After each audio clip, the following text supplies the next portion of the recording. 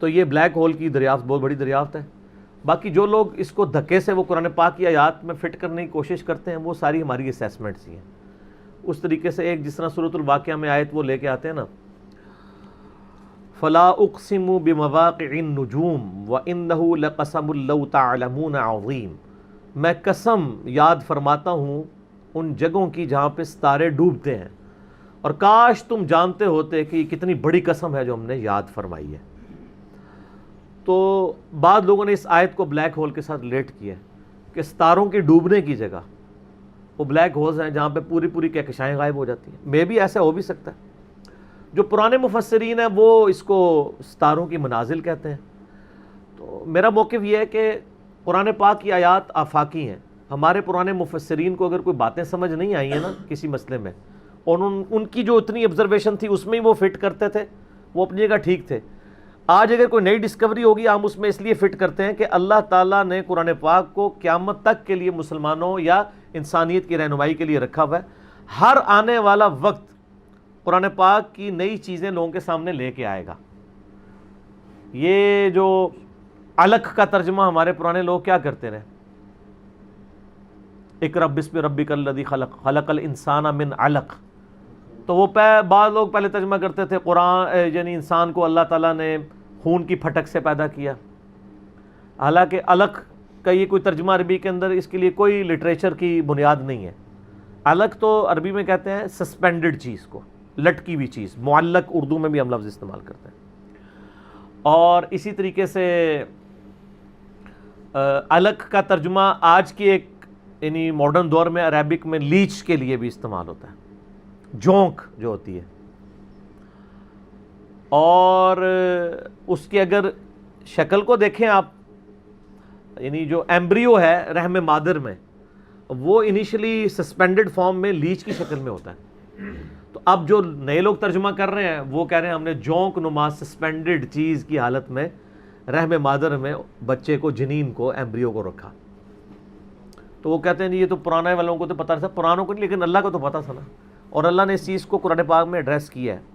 سورہ حامیم سجدہ کی آخری آیات ہیں، سَنُرِيهِمْ آیَاتِنَا فِي الْآفَاقِ وَفِي أَنفُسِهِمْ حَتَّى يَتَبَيَّنَ لَهُمْ أَنَّهُ الْحَقُّ، ان قریب ہم زمین و آسمان میں اور تمہاری جانوں میں تمہیں ایسی نشانیاں دکھا دیں گے کہ تم پکار اٹھو گے، تم پہ یہ بات کھل جائے گی کہ قرآن حق ہے، خدا کی ذات حق ہے.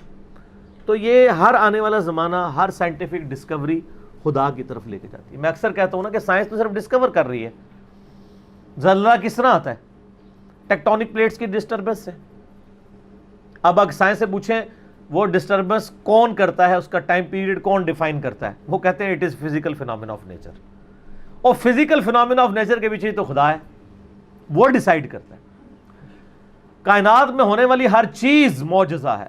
یہ الگ بات ہے کہ ہم چند معجزات کے عادی ہو چکے ہیں. اگر کسی شخص نے یہ آبزرو نہ کیا ہو کہ چوزا انڈے میں سے نکلتا ہے، ایک لمحے کے لیے سوچیں، اور وہ پوری زندگی انڈا کھاتا رہے، اسے ایک دن بتایا جائے کہ یہ جو تم انڈا کھاتے ہو نا، یہ جو تمہیں اتنے خوبصورت چوزے اور مرغیاں نظر آتی ہیں اس میں سے نکلتی ہیں، وہ کہے گا میں نے درجنوں دفعہ توڑا ہے، اس میں تو کوئی ایسی دور دور تک چیز نہیں ہے کہ اس میں سے چوزا بن سکے. ایمانداری سے بتائیں ایسا ہوگا کہ نہیں؟ یا ایک بے قدر بیج کسی کو دکھایا جائے اور اسے یہ بتایا جائے یہ جو اتنا بڑا تم درخت دیکھ رہے ہو نا، یہ اس میں سے نکلا ہے، وہ کہتا ہے یار اس میں سے کیسے اتنا بڑا درخت نکل سکتا ہے، وہ درخت تو اتنا بڑا ہے، یہ تو اتنا سا ہے، وہ تو 6 ارب گنا بڑا ہے.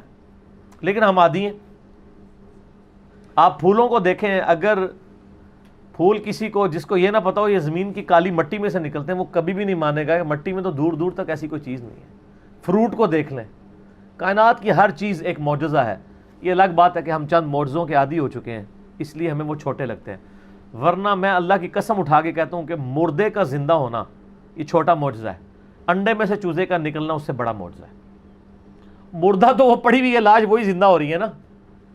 چوزے اور انڈے کا تو کوئی لینا دینا ہی نہیں دور دور تک. اس میں سے ایک لیسدار مادہ ہے، آپ وہ لیسدار مادہ اس میں سے نکال کے اوپن ایئر کے اندر لے آئیں، پھر آپ اس میں سے ذرا چوزے کی چونچ ہی کوئی ایک بنا کے بتا دیں. ابھی تو ہم انڈا بنانے کے لیے کسی کو کہہ ہی نہیں رہے، انڈا تو کوئی بنانے کا سوچ بھی نہیں سکتا. تو یہ جتنے physical phenomena of nature discoveries ہوتی ہیں، اس میں ہمارا ایٹیچیوڈ پرائمری یہ ہونا چاہیے کہ ہم اس کے بعد خدا کی شناخت کریں. قرآن پاک کی آیات میں اس کو زبردستی گھسیڑنے کی کوشش نہ کریں. کہیں کچھ بن بھی رہا ہوتا ہے, کہیں نہیں بھی ہو رہا ہوتا. ہم بھی یعنی کوشش کرتے ہیں جو قریب قریب وہ بات کر دیتے ہیں, ادروائز مجھے بھی ساری باتیں پتہ ہیں جو لوگ کرتے ہیں, لیکن یہ ساری چیزیں قرآن میں نہ بھی لکھی ہوں. اصل چیز یہ ہے کہ ہر فزیکل فنامنا آپ کو اللہ کی طرف لے کے جاتا ہے. تو یہ بلیک ہول کی ڈسکوری بھی اللہ کی قدرت کی بہت بڑی نشاندہی ہے, کیونکہ جس نے ڈسکور کیا ہے اس نے تو اس کو پیدا نہیں کیا, اس نے صرف جانا ہے. اور اس سے آپ یہ بھی اندازہ لگائیں کہ ہم یعنی کئی چیزیں اس کائنات کے اندر کہ جن کو ابھی ہم صرف ان کو جانتے نہیں, ان کی ڈیٹیلز تو چھوڑ ہی دیں, ہمیں تعارف بھی نہیں ہے.